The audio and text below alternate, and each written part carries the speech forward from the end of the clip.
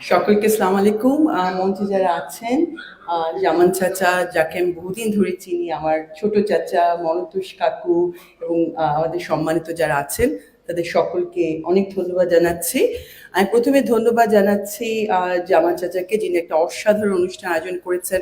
You must have a great team চাচা। মানে আমি এত ওয়েল স্ট্রাকচার্ড প্রোগ্রাম আসলে দেখিনি। ঠাকুরগাতে হচ্ছে, it's wonderful, thank you so much. এবং সামনে আছেন গোফরান চাচু। গোফরান চাচু, আপনাকে দেখে আমার খুব ভালো লাগছে।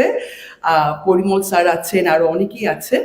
সকলকে দেখে আমার ভীষণ ভালো লাগছে। আমি কিন্তু ঠাকুরগাঁয়েরই মেয়ে, এবং আমার সম্পর্কে যখন বলা হচ্ছিল সেখানে দুটো ইনফরমেশন মিসিং ছিল।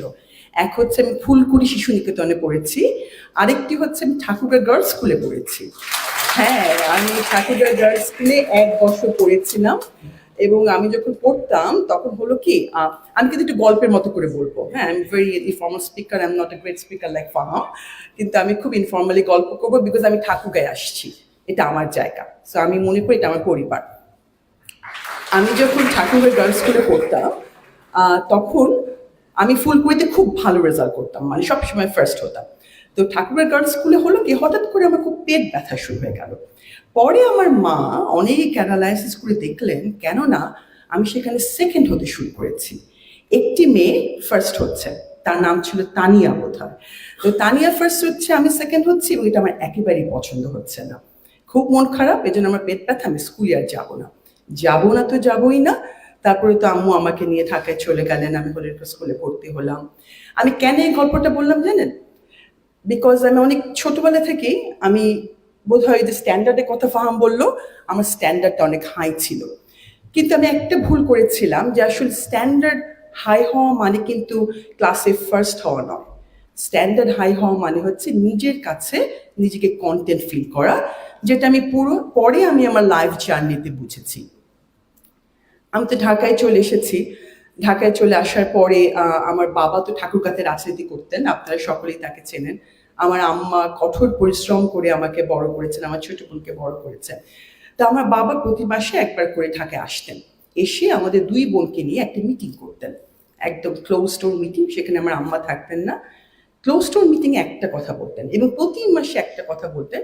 সেটা হচ্ছে, মা, আমাদের জীবনে বড় সম্পদ কিন্তু বাড়ি গাড়ি নয়, সবচেয়ে বড় সম্পদ হচ্ছে পড়াশোনা করাটা। তুমি কি পড়ছো, তুমি কি জানছো, সেটা তোমাকে ডিফাইন করবে, তোমার অ্যাকশন তোমাকে ডিফাইন করবে।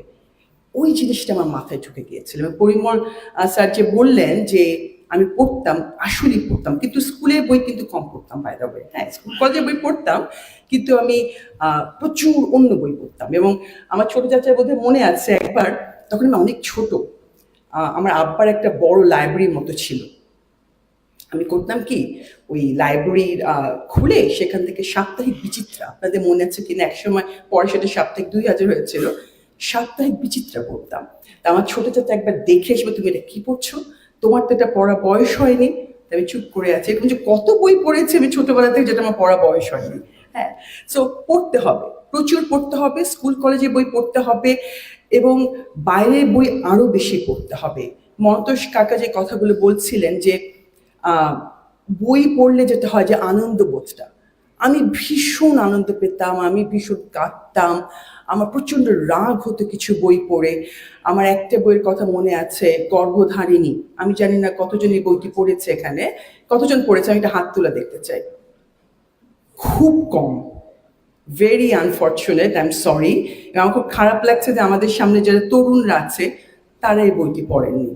আমি একটু এদিকে জানতে চাচ্ছি, তরুণদের মধ্যে কতজন বইটি পড়েছে গর্ভধারিণী? সমরেশ মজুমদার, মিথ্যা না তো, সত্য। Very good, very good, very proud of them. তোমাদের জন্য একটা কমপ্লিমেন্ট। এই বইটি যখন আমি পড়ি, বইটি যখন শেষ হয়ে যায়, আমি লিটারালি কিছুক্ষণ চুপ করে বসেছিলাম এবং অনেক কেঁদেছিলাম জয়িতার জন্য। এবং আমি জয়িতা হতে চাইতাম। আমি যখন এক একটা বই পড়তাম, আমি মনে হতো আমি বোধহয় এই চরিত্রটি হব, কিন্তু সব ছাপিয়ে পরে আমি বুঝতে পারলাম যে আমার আমি হয়ে হওয়াটাই জরুরি। এবং আমি হতে গিয়ে আমার যে জার্নিটা, সেখানে 3টা খুব ইম্পর্টেন্ট ইনগ্রেডিয়েন্ট ছিল। আমি আমার নিজের ব্যক্তিগত যে অভিজ্ঞতা, সেই সেই আলোকে আমি 3টে ইনগ্রেডিয়েন্ট নিয়ে খুব সংক্ষেপে কিছু কথা বলবো।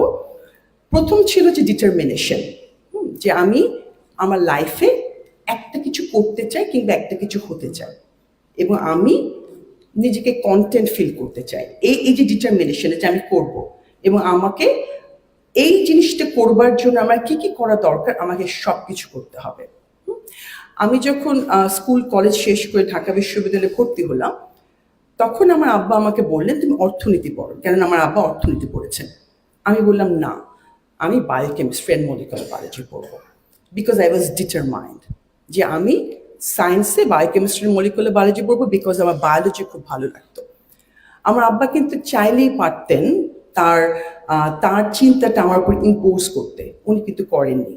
আমি মনে করি এখান থেকে একটা জিনিস শেখার আছে আমাদের প্যারেন্টদের, যে তাদের বাচ্চাদের আসলে সাপোর্টটা দেওয়া উচিত, সমর্থন দেওয়া উচিত, তারা যদি সৎ থাকে তাদের জার্নিতে। ডিটারমিনেশন। এবং আমি আরেকটা খুবই ইম্পর্টেন্ট ইনগ্রেডিয়েন্ট হচ্ছে পরিশ্রম। Believe me, there is no alternative to hard work. আপনি এখন হয়তো বা বসে আছেন, ভাবছেন আমি কাজটা আগামীকাল করবো, হ্যাঁ আমি এখন একটু ফেসবুকে এটা দেখে নিই, অথবা আমি নেটফ্লিক্সে মুভিটা দেখি। না, আপনাকে আপনার কাজটা কিন্তু আজকে করতে হবে, এটা খুবই জরুরি, এবং আপনাকে পরিশ্রম করতে হবে। পরিশ্রম না করলে আপনি যা কিছুই হতে চান না কেন, সম্ভব না। Loud and clear, hard work is the কি হিয়ার। আরেকটা ব্যাপার খুব ইম্পর্টেন্ট, এটা আমি নিজে ব্যক্তিগতভাবে মনে করি, যে আপনার অনুভূতিগুলোকে সবসময় জাগ্রত করে রাখতে হবে। আপনি কিন্তু অনুভূতিহীন হয়ে পড়েন না। হ্যাঁ, সংবেদনশীলতা কিংবা এমপ্যাথি ইজ ভেরি ইম্পর্টেন্ট। আমার মনে হয় গত 53 বছরে বাংলাদেশের সবচেয়ে বড় যে ক্ষতিটা হয়েছে, যেটা আমাকে খুবই দুঃখিত করে, সেটা হচ্ছে আমি সমাজে এমপ্যাথি আর দেখতে পাই না। আমি খুবই ভাগ্যবতী এই কারণে, বিকজ আমি এমন একটা পরিবেশে কিংবা পরিবারে বড় হয়েছি না, তারা খুব সংবেদনশীল ছিলেন। হ্যাঁ, এবং একে অপরের জন্য খুব কাজ করতেন, এবং আমি এদিক দিয়ে নিজেকে প্রিভিলেজ মনে করি, যে আমি বড় হয়েছি দেখে যে সবাই সকলের জন্য ভাবেন, সকলের জন্য কাজ করেন। এবং আমার আরেকটা ব্যাপার খুব ইম্পর্টেন্ট মনে হয়, যে আপনারা সকলের সঙ্গে মিশবেন, সকল মত, দল, বর্ণ নির্বিশেষে মিশবেন। আপনি যদি আপনার মতো যে নন তার সঙ্গে বসে কথা না বলেন, তাহলে কিন্তু আপনি একজনকে জানতে পারছেন না, আপনি নিজেকে সমৃদ্ধ করছেন না। This is very important. আপনি যখন আপনার মতো যিনি নন, আমি এক্সাম্পল দিচ্ছি, ধরুন খুবই একটা, আমি কি বলবো, মোটা দাগে একটা এক্সাম্পল দিই। হ্যাঁ, যে আপনি ধরুন আপনি বিএনপি করেন, আরেকজন করে আওয়ামী লীগ, খুবই মোটা দাগে এক্সাম্পল দিচ্ছি, আরেকজন করে জামাত ইসলাম, কিংবা একজন ছাত্রদের যে দল করে সে করে। আপনি যখন বসবেন, আপনি সকলের সাথে বসবেন এবং আপনি শুনবেন। You need to listen to everyone with attention. আপনি যদি মন দিয়ে অন্যের কথা না শোনেন, তাহলে কিন্তু পরবর্তীতে আপনি যেটা বলতে চান সেটা কোনো বেস তৈরি হবে না। কারণ আপনি না শুনলে আপনি জানবেন না তারা কি বলতে চায়, এবং আপনি নিজেকে প্রস্তুত করতে পারবেন না। সো আপনার নিজেকে প্রস্তুত করার জন্য সংবেদনশীলতার সাথে, এমপ্যাথির সাথে সকলের সঙ্গে বসতে হবে, শুনতে হবে, এবং সেই অনুযায়ী আপনাকে কাজ করতে হবে। This is very important. আমার মঞ্জুস কাকারা যখন কথা বলছেন, আমার খুব ছোটবেলার কথা মনে পড়ছিল। আপনার মনে আছে কিনা কাকা আমি জানি না। মঞ্জুস কাকার বাসায় আব্বু আম্মু আমাকে নিয়ে যেতেন, কাকি ছিলেন তখন। কাকি আমাকে ভীষণ আদর করতেন, উনি আমাকে খুব মজার সমস্ত পায়েস রান্না করে খাওয়াতেন। আমি এই কথাগুলি বললাম কারণ আমি ছোটবেলা থেকে ঠাকুরগাতে কিন্তু বড় হয়েছি এবং সকলের সাথে মিশেছি। আমার বাবা মা আমাকে সেই সাপোর্টটা দিয়েছিলেন, আমার পরিবার সেই সাপোর্টটা আমাকে দিয়েছিলেন। এই জন্য মিশতে হবে, সবার সাথে মিশতে হবে, সবার সাথে কথা বলতে হবে, মনোযোগ দিয়ে শুনতে হবে যে অন্য কে বলতে চায়। আমরা গত 16 বছর পরে এখন এমন একটা জায়গায় দাঁড়িয়ে আছি না বাংলাদেশে, আমি বলি ইটস ভেরি ভালনারেবল। খুব একটা ট্রানজিশনাল পিরিয়ড দিয়ে আমরা যাচ্ছি। এই সময়ে সত্যতা বলা এবং সংবেদনশীলতার সাথে বলাটা সবচেয়ে জরুরি। আমাদের এখন সবচেয়ে বেশি জরুরি হচ্ছে, আমরা যে ধ্বংসস্তূপের উপর দাঁড়িয়ে আছি, সেটা ইকোনমি বলুন, সেটা মানুষের মনোজগতের কথা বলুন, সেটা আপনি জুডিশিয়ারির কথা বলুন, খুব জরুরি আপনাকে এখন তৈরি করতে হবে। আমরা যদি এখনই তৈরির কথা না বলি, আমরা কিন্তু আরো 100 বছর পিছিয়ে যাব। আমি মনে করি যে আমাদের যা ভেঙে গেছে, যা গুড়িয়ে গেছে, যা গেছে তা যাক। এখন অতীতের দিকে না তাকিয়ে আমার মনে হয় যে আমাদের সকলকে এখন সামনের দিকে এগিয়ে যেতে হবে, তৈরি হতে। আমার সামনে যে অল দিস ইয়াং পিপল, আমার খুব ভাল লাগছে। আমার মেয়ে আপনাদের থেকেও ছোট, কিন্তু আমি আমার মেয়েকে সবসময় একটা কথা বলি, সেটা আমি আপনাদেরকে বলতে চাই। সেটা হচ্ছে যে believe in the power of habit. আমরা এই ব্যাপারটা কিন্তু আসলে এড়িয়ে যাই। আপনার আজকের যে অভ্যাস, আপনি সকালবেলা ঘুম থেকে যা করছেন, স্কুলে যাচ্ছেন, স্কুল থেকে ফিরে যা করছেন, আপনি যা চিন্তা করছেন, রাতে যা করছেন, ঘুমোতে যাওয়ার আগে কি ভাবছেন, এই সব কিছু কিন্তু আপনাকে ডিফাইন করে।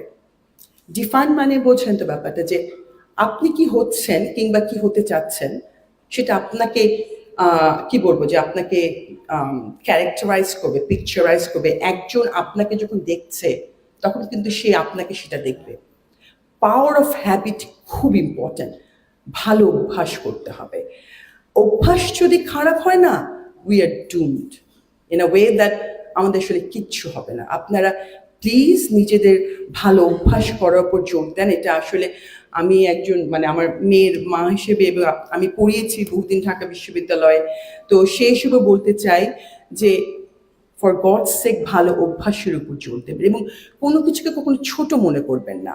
আমি এক্সাম্পল দিই, আমি যখন মাস্টার্স করছি সিডনিতে, ইউনিভার্সিটি অফ নিউ সাউথ ওয়েলসে, আমি পড়তাম, ইউনিভার্সিটি যেতাম, পরে আমি কাজ করতে যেতাম একটা ইন্ডিয়ান রেস্টুরেন্টে। আমি কিন্তু বাটার চিকেন বিক্রি করতাম। হ্যাঁ, এবং আমি কখনো নিজেকে ছোট মনে করিনি কাজটা করতে। This is very important. কেন করতাম? সো দ্যাট আমার যে খরচটা সেটা যেন আমি বিয়ার করি, এটা খুব ইম্পর্টেন্ট। এবং তারপরে কি করতাম জানেন? তারপর আমি লাইব্রেরি যেতাম। লাইব্রেরিতে প্রায় 10টা 11টা পর্যন্ত আমি পড়াশোনা করতাম, করে সেই ট্রেনে করে আমি আবার বাসায় ফিরতাম। So it was very hard, but we did it. এবং এই জন্যে বলি যে ভালো অভ্যাস করবেন, ডিটারমিনেশন রাখবেন, কঠোর পরিশ্রম করবেন, এবং কোনো কাজকে ছোট মনে করবেন না, কাউকে ছোট মনে করবেন না।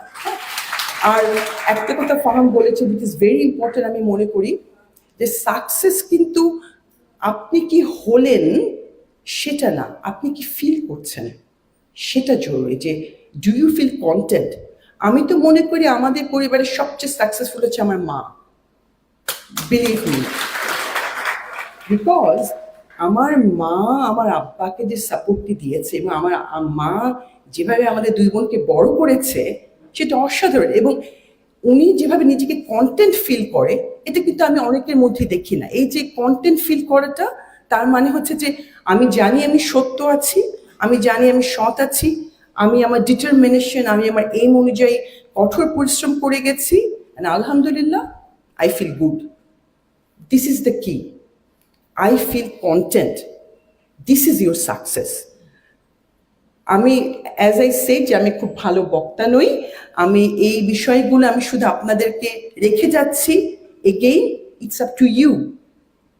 আজকে যারা আছে, আমি মনে করছি তাদের বয়স সম্ভবত 15 থেকে 25-এর মধ্যে আছে, এবং আমাদের সামনে আমাদের যারা বয়োজ্যেষ্ঠরা যারা আছেন, তারাও কিন্তু তাদের উইজডম নিয়ে একই কথা বলবেন। আমি কিছুদিন আগে যারা ছাত্ররা, যারা জুলাইয়ে যে অসাধারণ অভ্যুত্থান ঘটিয়েছে, তাদের 2-3 জনের সাথে আমার কথা হচ্ছিল। তাদেরকে আমি একই কথা বলছি যে ভাইয়া, you are so brave, you make me so proud. মানে তোমরা জুলাই মাসেটা না হলে হয়তো আমরা আরো 10 বছর আমাদের অপেক্ষা করতে হতো। হ্যাঁ, তোমরা কি অসাধারণ কাজ করেছো, এবং প্রতি মুহূর্তে তোমরা আমাদেরকে কৃতজ্ঞতা বোধটা আমাদের মধ্যে এনে দাও, যে আমরা অসম্ভব কৃতজ্ঞ তোমরা যা করেছো। কিন্তু মনে রেখো ভাইয়া, গত 53 বছরে বাংলাদেশের ইতিহাসে অনেকেই অনেক কাজ করেছে, তাদের মধ্যে ভুল ত্রুটি থাকতে পারে, কিন্তু তারা তাদের লাইফ জার্নি দিয়ে একটা উইজডম অর্জন করেছে। সো তাদের উইজডম, তোমাদের কারেজ, তোমাদের ডিটারমিনেশন নিয়ে আমরা একটা অসাধারণ দেশ এবং জাতি গঠন করতে পারি। আর আরেকটা ব্যাপার খুব ইম্পর্টেন্ট, আমি পার্সোনালি, যেখানে আমার সঙ্গে অনেকের অনেক কনফ্লিক্ট হয়, সেটা হচ্ছে যে অ্যারোগেন্ট হয়ে না ভাইয়ার। হ্যাঁ, অ্যারোগেন্ট, আমি মনে করি যে অ্যারোগেন্সটা কিন্তু আলটিমেটলি ধ্বংস করে। ওই যে বললাম যে সৎ থাকো, নিজে কন্টেন্ট ফিল করো, এবং ডিটারমিনেশন রাখো, তুমি কি চাও তুমি সেটা জানো, তাহলে দেখবা you will gain inshallah what you want to achieve in your life. Thank you so much. আমি আবার সবাইকে অনেক ধন্যবাদ জানাচ্ছি। আমাকে এমনভাবে আপনারা মানে কি বলবো যে আই এম সো গ্রেটফুল। আমি আসলে অসাধারণ কৃতজ্ঞ বোধ করছি। আমি মনে করি এটা আমার সৌভাগ্য। But I am very lucky that আমি ঠাকুরগাঁর মেয়ে। আমি সারা জীবন আমি নিজেকে ঠাকুরগাঁর মেয়ে বলবো। অনেক ধন্যবাদ।